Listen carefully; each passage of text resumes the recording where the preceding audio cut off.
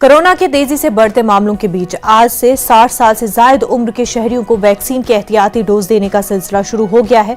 टीकाकारी मराकज पर लोगों की भीड़ देखी जा रही है। बुजुर्गों के साथ साथ हेल्थ केयर और फ्रंट लाइन वर्कर्स को भी टीके लगाए जा रहे हैं। 5 रियासतों में असेंबली इंतखाबात होने वाले हैं और इन रियासतों में इंतखाबात की ड्यूटी करने वालों को भी फ्रंट लाइन वर्कर्स के जुमरे में रखा गया है, बशर्ते कि उन्हें दूसरा टीका लगे हुए 9 महीने हो चुके हों।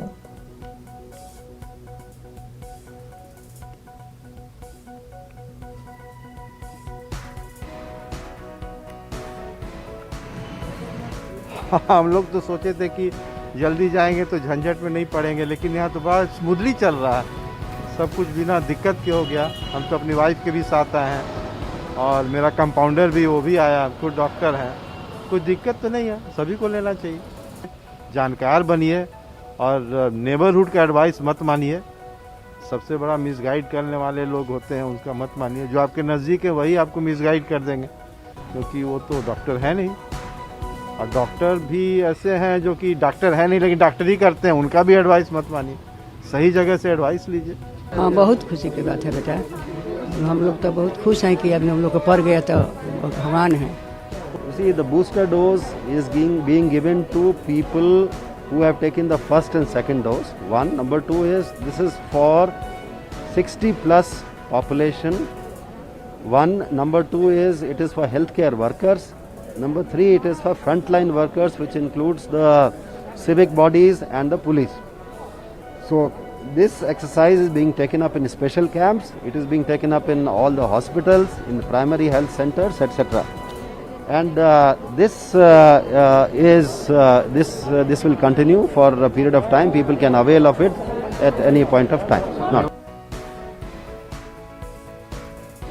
कोटा से हमारे नुमाइंदे योगेश बराह रास्त हमारे साथ जुड़ चुके हैं। योगेश, 60 साल से के ऊपर की उम्र के लोगों को आज बूस्टर डोज देना शुरू हो चुका है। कैसे इंतजामात सेंटर्स पर किस तरह के इक़दामात किए गए हैं?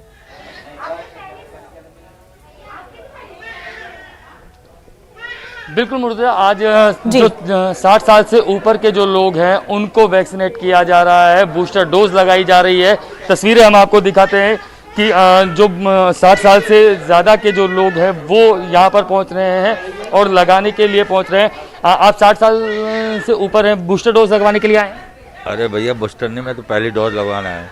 अच्छा, पहली डोज लगवाने के लिए? अभी तक पहली डोज नहीं लगवाई? गौ सेवक हूँ, कोटा शहर में चारा बांटा, 0 मोबिलिटी में, कोई कोरोना नहीं है। यहाँ और भी लोग हैं जो कि बूस्टर डोज लगवाने के लिए आए हैं। बूस्टर डोज लगवाने के लिए आए हैं आप?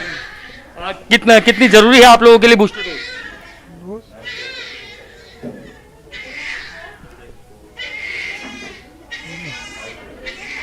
और भी लोग हैं बूस्टर डोज लगवाने के लिए आप? हाँ जी सर। कितनी ज़रूरी है? बहुत ज़रूरी है साहब, अपनी इम्यूनिटी बढ़ाने के लिए तो ज़रूरी है। हम मेरी 73 ईयर्स के। 9 महीने हो चुके हैं? 9 महीने हो गए सर। मेरे पास मैसेज आ चुका 2-3 बार कि आपको 10 तारीख से बूस्टर डोज लगानी है, इसलिए मैं आया हूँ सर। तो मुर्तजा, जो लोग हैं यहाँ पर उनको ये जागरूकता है, उनको ये मालूम है कि अगर कोरोना से लड़ना है तो कहीं ना कहीं जो डोज है, बूस्टर डोज है, वो लगवानी है, वैक्सीनेट होना है। और यहाँ पर सिर्फ वही नहीं, जो 15 साल से 18 साल तक की उम्र के जो बच्चे हैं उन्हें भी बूस्टर डोज उन्हें भी डोज लगाई जा रही है। और जिन लोगों के दूसरी डोज नहीं लगी है या पहली नहीं लगी है वो लोग भी यहाँ पर जो है वैक्सीन लगवाने के लिए पहुँच रहे हैं। मुर्तजा, बिल्कुल योगेश, बेहद शुक्रिया आपका। आगे बढ़ते हैं। महाराष्ट्र में भी टीकाकारी मराकज में लोगों को बूस्टर डोज लगवाने पहुंच रहे हैं। रियासत में 9 लाख बुजुर्गों और हेल्थ केयर वर्कर्स को बूस्टर डोज लगाए जाएंगे। मुंबई में 1 लाख अफराद, 90,000 अफराद बूस्टर लेने के मुस्तहिक हैं।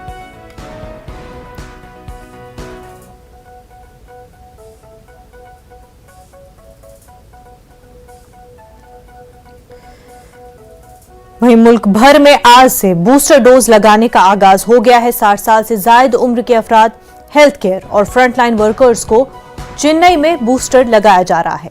बूस्टर डोज लगवाने के लिए ऑनलाइन रजिस्ट्रेशन या शख्सी तौर पर वैक्सीन सेंटर से रुजू किया जा सकता है। वाज़ेह है कि वजीर आजम नरेंद्र मोदी ने 25 दिसंबर 2021 को 60 साल से ज्यादा उम्र के अफराद के अलावा हेल्थ केयर और फ्रंट लाइन वर्कर्स के लिए एहतियाती इक़दाम के तौर पर बूस्टर डोज लगवाने का ऐलान किया था। एक अंदाजे के मुताबिक मुल्क भर में 1 करोड़ से ज्यादा health care, 1 crore 90 lakh front line workers और 60 साल से ज्यादा उम्र के 2 करोड़ 75 लाख अफराद को बूस्टर डोज लगाने का हदफ है।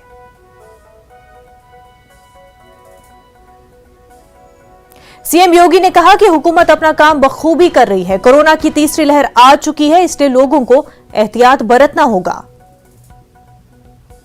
हमारी की तीसरी लहर यानी थर्ड वेव आ चुकी है, लेकिन सेकेंड वेव की तर्ज पर उस तरह से खतरनाक यह थर्ड वेव नहीं है। अब तक के जितने भी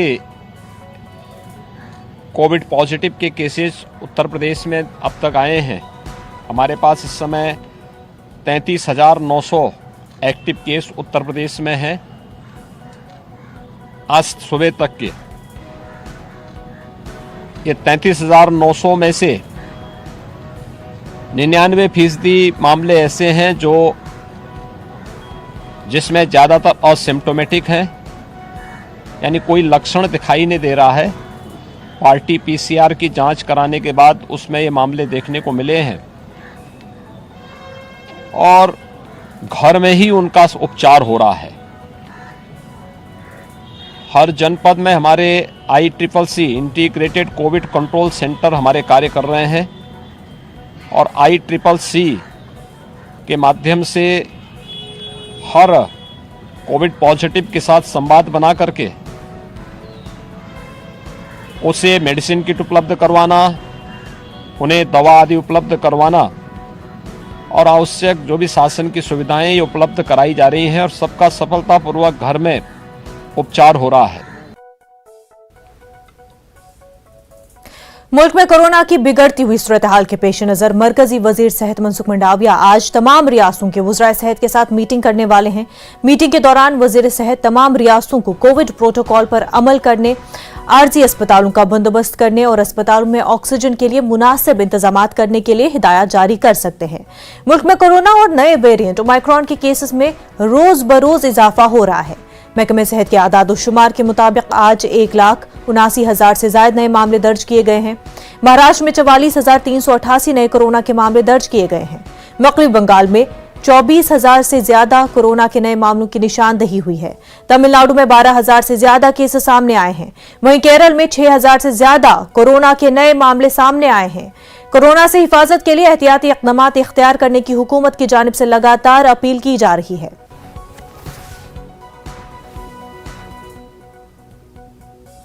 राजधानी दिल्ली में कोरोना के मामले मुसलसल बढ़ रहे हैं। हालात के मद्देनजर आज DDMA यानी कल दिल्ली डिजास्टर मैनेजमेंट अथॉरिटी की एक अहम मीटिंग होने जा रही है। लेफ्टिनेंट गवर्नर अनिल बैजल की सदारत में होने वाली DDMA की मीटिंग को बहुत ही अहम समझा जा रहा है। मीटिंग में मजीद सख्त फैसले लिए जाने का इम्कान है।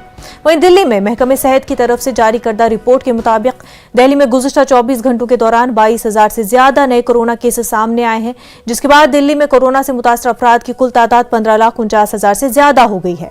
दिल्ली में इस दौरान 17 करोड़ कोरोना से मुतासरीन मरीज भी अपनी जान गंवा चुके हैं। इसके साथ ही दिल्ली में महलूकीन की तादाद 25,000 से ज्यादा हो गई है। फिलहाल दिल्ली में 35,000 से ज्यादा मरीज होम आइसोलेशन में हैं।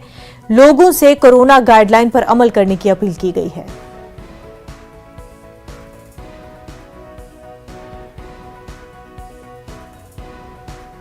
कोरोना से हिफाजत के लिए एक तरफ हुकूमत की जानिब से मुसलसल मास्क और दीगर एहतियाती इक़दाम की अपील की जा रही है, वहीं अवाम की लापरवाही में कोई कमी नहीं देखी जा रही है।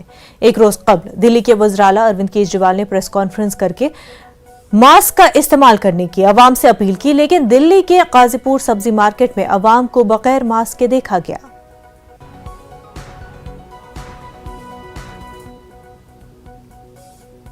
वहीं मुंबई में कोरोना के बढ़ते केसेस के पेश नजर शहर में रात 11 बजे से सुबह 5 बजे तक नाइट कर्फ्यू नाफिज कर दिया गया है। साथ ही दफा 144 भी रात 11 बजे से सुबह 6 बजे तक नाफिज कर दी गई है।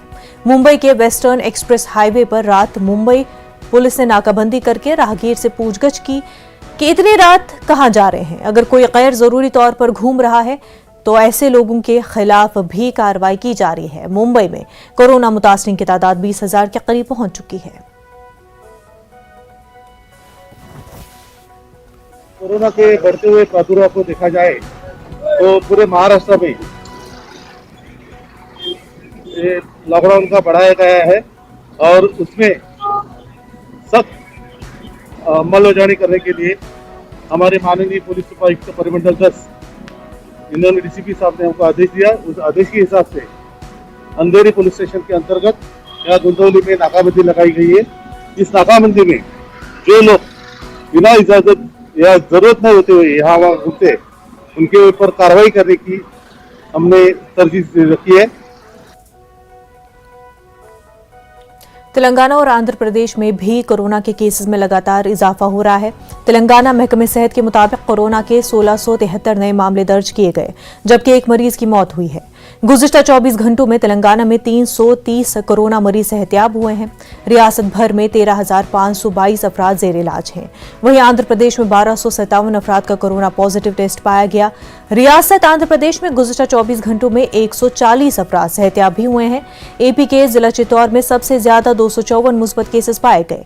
कोरोना के फैलते हुए असरात के पेश नजर किसी भी किस्म के हंगामी हालात से निपटने के लिए हुकूमत की जानिब से तमाम तैयारियां मुकम्मल कर ली गई हैं। मास्क, सैनिटाइजर, दीगर एहतियाती इक़दामात इख्तियार करने अवाम से लगातार अपील की जा रही है। वहीं तेलंगाना में कोरोना वायरस के 1,673 नए केसेस दर्ज हुए हैं। पिछले 24 घंटों के दौरान रियासत भर में 48,583 अफराद का कोरोना टेस्ट किया गया, जिसमें से 1,673 अफराद कोरोना से मुतासिर पाए गए।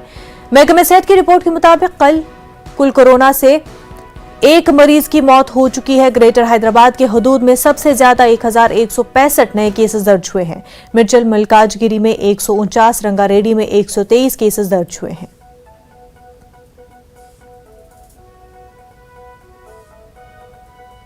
दो तबकों में तसादुम के बाद पुलिस ने करनूल जिले के आत्माकौर में 5 दिनों तक के लिए दफा 144 नाफिज कर दिया है।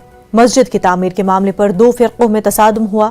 बीजेपी लीडर श्रीकांत रेड्डी ने एक तबके को उनकी ही अराजी पर मस्जिद तामीर करने से रोक दिया, जिसके बाद 2 तबकों में तसादुम हुआ। फिलवक्त आत्माकौर में हालात मामूल पर हैं।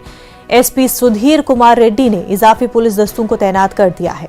उन्होंने बताया कि हालात को बिगाड़ने के इल्जाम में अब तक दोनों फिरकों के तकरीबन 30 से ज्यादा अफराद को हिरासत में लिया गया है। इलाके में पुलिस की गश्त जारी है।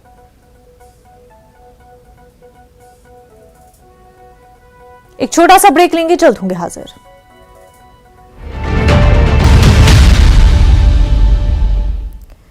ब्रेक के बाद आपका खैर मकदम है। वजीर आजम नरेंद्र मोदी के सिक्योरिटी में खामी के मामले में सुप्रीम कोर्ट समाअत शुरू हो चुकी है। गुज़िश्ता समाअत में अदालत ने पंजाब हरियाणा हाई कोर्ट के रजिस्ट्रार को सफरी और हिफाजती बंदोबस्त से मुतल्लिक दस्तावेजात महफूज करने की हिदायत दी थी।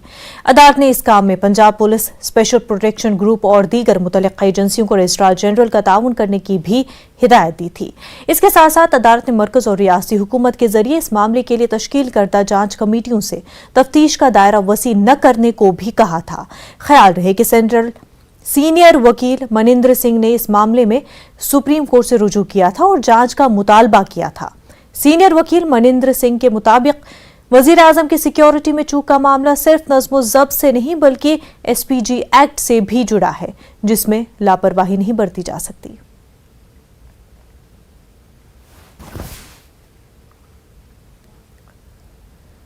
सुली डील मामले में इंदौर से गिरफ्तार शख्स को 4 दिन की पुलिस तहवील में दिया गया है। गुज़िश्ता रोज दिल्ली पुलिस की स्पेशल सेल ने मध्य प्रदेश के इंदौर से सुली डील्स ऐप बनाने वाले को गिरफ्तार किया है।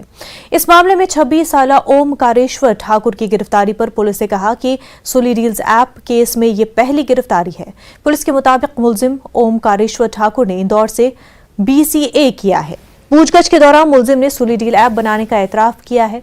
पूछगछ के दौरान मुलजिम ओमकारेश्वर ठाकुर ने बताया कि वो ट्विटर पर एक ट्रेड ग्रुप का रुकन है और इस ग्रुप के अंदर ऐसी ऐप बनाकर मुस्लिम खवातीन को ट्रोल करने का आइडिया आपस में शेयर किया गया था। मुलजिम ने गिटहब पर सुली डील्स ऐप बनाई थी और उसका कोड तमाम ग्रुप मेंबर्स के साथ शेयर भी किया था। उत्तर प्रदेश के वज़ीर आला योगी आदित्यनाथ के बयान पर कांग्रेस के सीनियर लीडर आदित्य राज ने कहा कि इस बार इलेक्शन में वज़ीर आला खुद हिंदुओं के घर जलाने जा रहे हैं। पहले जब ऐसी समाज के लोग कम पढ़े लिखे थे तब ऐसा होता था, लोग शराब पीकर मुसलमानों के घरों पर पत्थर फेंककर, हाथ में पत्थर देकर फसादात करवाते थे। अब एक बार फिर इलेक्शन के लिए ये लोग खुद हिंदुओं के घर जला देंगे। बीजेपी वाले फसाद करके फायदा उठाने का सोच रहे हैं। ये लोग बताएं कि हिंदू मुसलमानों के घर कौन जलाने वाला है। वाज़ेह है कि सीएम योगी ने अपने बयान में कहा था कि अगर हिंदू का घर जलेगा तो क्या मुसलमान का घर बच जाएगा। मुख्यमंत्री योगी आदित्यनाथ ने बड़ा बयान दिया है। उन्होंने कहा कि अगर दंगे में हिंदू का घर जलेगा तो क्या मुसलमान का घर बच जाएगा, और अगर हिंदू का घर बचेगा तभी मुसलमान का घर भी बचेगा। इस विषय पे बात करने के लिए हमारे साथ उदित राज जी मौजूद हैं, कांग्रेस के वरिष्ठ नेता। सर, इस बयान पे आप क्या कहेंगे? लगता है कि इस चुनाव में सीएम योगी हिंदुओं का घर जलवाने वाले हैं, और ये जो आरएसएस वाले उत्पाती होते हैं, षड्यंत्रकारी होते हैं, ये ऐसा कर भी सकते हैं। पहले जब दलित समाज के लोग जागृत नहीं होते थे 70-80 के दशक में, तो उनको दारू पिला करके मुस्लिम बस्तियों में ढेला फेंकवाते थे, ईंट फेंकवाते थे, फिर झगड़ा कराते थे। तो ये पुराने खुराफाती हैं। चुनाव के लाभ के लिए ये खुद ही हिंदुओं का घर जलाएंगे, और उसके बाद प्रतिक्रिया होगी तो लाभ इन्हीं को होगा। कौन मुस्लिम जलाने जा रहा है हिंदू का, कौन हिंदू मुसलमानों को जलाने जा रहा है, कहाँ ऐसा हो रहा है, बिना बात का इतनी बड़ी बात खड़ा कर देना केवल ध्रुवीकरण है। अगर ऐसा हुआ तो चोरी छुपे योगी जी ही आग लगवाएंगे हिंदू बस्तियों में, और उसके बाद में कहेंगे देखो कि ये मुसलमानों ने किया। सर, योगी जी ने कहा कि हम लोग मथुरा में मंदिर बनाएंगे। जो लोग कल तक कहते थे कि जिसमें दम है वही मंदिर बनाएगा, वो लोग अब कहाँ गए? हमारी सरकार स्कूल बनवाती है जब हमारी सरकार होती है, और हॉस्पिटल बनाया जाता है, इंडस्ट्रीज खड़ी की जाती है, रोजगार दिया जाता है, और सबको रोटी कपड़ा मकान का जो एक कंसेप्ट है उसको पूरा करने की कोशिश करती है। इनका यही काम है। वो जनता तय करेगी कि क्या करेंगे, और इस समय तो कोई बोल नहीं रहा है कि परिंदा पर मार नहीं सकता। बिना संदर्भ के, बिना किसी बात का जानबूझ करके ये ध्रुवीकरण कर रहे हैं। कैमरा पर्सन संजीव वर्मा के साथ प्रीति श्रीवास्तव, न्यूज़ 18। उत्तर प्रदेश में कांग्रेस को झटका लग सकता है। सहारनपुर से कांग्रेस के 62 लीडर इमरान मसूद समाजवादी पार्टी में शामिल हो सकते हैं। इमरान मसूद ने अपने हामियों की आज मीटिंग बुलाई है, जिसमें आइंदा की हिकमत अमली वज़े की जाएगी। मौजूदा सियासी मंजरनामे पर बातचीत की जाएगी।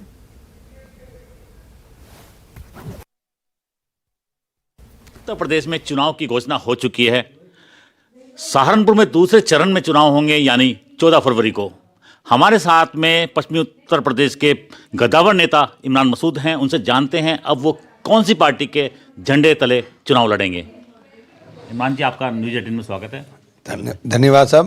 देखिए, मैंने कार्यकर्ताओं की मीटिंग बुलाई है, और कार्यकर्ताओं की मीटिंग के अंदर हम साथियों से मशवरा कर करके निर्णय लेने का काम करूँगा। उत्तर प्रदेश की वर्तमान राजनीतिक परिस्थितियों पर कार्यकर्ताओं के साथ चर्चा करेंगे। जो दिखाई दे रहा है जिस प्रकार से उत्तर प्रदेश के अंदर जो लड़ाई बन रही है, उस लड़ाई के अंदर हम भारतीय जनता पार्टी को शिकस्त देने का काम करें, उसके लिए रणनीति बनाने का काम करेंगे। तो आपकी किस बात पर सहमति बनी है समाजवादी से? नहीं, अभी सहमति और असहमति की बात ही नहीं है। बात तो यह है कि उत्तर प्रदेश के अंदर अगर हमें भारतीय जनता पार्टी को शिकस्त देनी है, जो मैंने पहले दिन कहा था और जो अब भी कह रहा हूँ। भारतीय जनता पार्टी को शिकस्त देनी है तो बहुजन समाजवादी पार्टी चूँकि नंबर 1 पार्टी है विपक्ष के अंदर, तो मैं बार बार इस बात के लिए कह रहा था और उसी बात को फिर आज दोहरा रहा हूँ। सीधा सवाल करूं, कब ज्वाइन कर रहे हैं? देखिए, कार्यकर्ताओं से बैठक कर करके, सब साथियों से मशवरा कर करके फिर निर्णय लेने का काम करूंगा। इमरान मसूद का साफ तौर पर कहना है कि कार्यकर्ताओं की मीटिंग जो है अपने निवास पर, उसके बाद ये फैसला लेंगे कि किस दिन उनको ज्वाइनिंग करनी है। कैमरा पर्सन विकास के साथ देवेश त्यागी, न्यूज 18 सहारनपुर। असम के चीफ मिनिस्टर हेमंत बिस्वा शर्मा ने वरंगल के हनुमनकुंडा में बीजेपी के जानिब से मुनक्किदा इजलास में शिरकत की। मुलाजमीन और असातिज़ा के तबादलों से मुतल्लिक़ जारी जीओ की मनसूखी के खिलाफ बीजेपी की जानिब से जलसा मुनक्किद किया गया था। जलसे से खिताब के दौरान आसाम के चीफ मिनिस्टर ने इश्तिआल अंगेजी की कोशिश की। उन्होंने कहा कि भारत बहुत जल्द बाबर, औरंगजेब, निजाम और उवैसी से पाक होगा। बिलराज तौर पर आसाम के चीफ मिनिस्टर ने तेलंगाना के चीफ मिनिस्टर पर भी तनकीद की और कहा कि केसीआर उवैसी का चक्कर ज्यादा दिन तक नहीं चलेगा।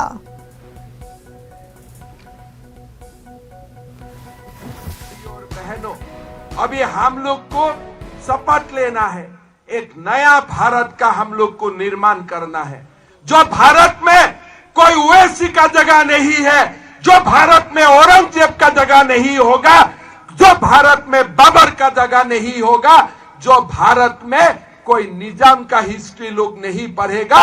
अगर कोई भारत में हिस्ट्री पढ़ेगा, सरदार वल्लभ भाई पटेल का हिस्ट्री पढ़ेगा। अगर कोई भारत में हिस्ट्री पढ़ेगा तो हमारा भीम का नाम भीम का पढ़ेगा, रानी रुद्रानी देवी का पढ़ेगा, काकतिया का जो प्रचंड राज लोग था, वॉरियर्स था, उनका हिस्ट्री पढ़ेगा। अभी निजाम का और हिस्ट्री कोई नहीं पढ़ेगा। भारत बदल गया है और बदलते हुए भारत को हम लोग को आगे ले जाना है। इस वक्त की बड़ी खबर आपको बता दें, हरिद्वार धर्म संसद इश्तिआल अंगेज तकारीर का मामला, सुप्रीम कोर्ट मामले की समाअत पर रजामंद। मामले की आजादाना जांच की अपील की गई है। बड़ी खबर आपको बता रहे हैं, पूरा मामला हरिद्वार धर्म संसद इश्तिआल अंगेज तकारीर से जुड़ा हुआ है। सुप्रीम कोर्ट इस मामले की समाअत पर रजामंद हो चुका है। मामले की आजादाना जांच की अपील की गई है। अब सुप्रीम कोर्ट में इस मामले की समाअत होगी। धर्म संसद में आपको बता दें, इश्तिआल अंगेज तकरीर की गई थी। मुसलमानों के खिलाफ धर्म संसद में इश्तिआल अंगेज तकारीर दी गई थी। इसी मामले को लेकर के सुप्रीम कोर्ट में अर्जी दाखिल की गई। मामले की आजादाना जांच की अपील की गई है और अब इस मामले को लेकर के सुप्रीम कोर्ट में समाअत होगी। सुप्रीम कोर्ट इस मामले को लेकर समाअत के लिए रजामंद।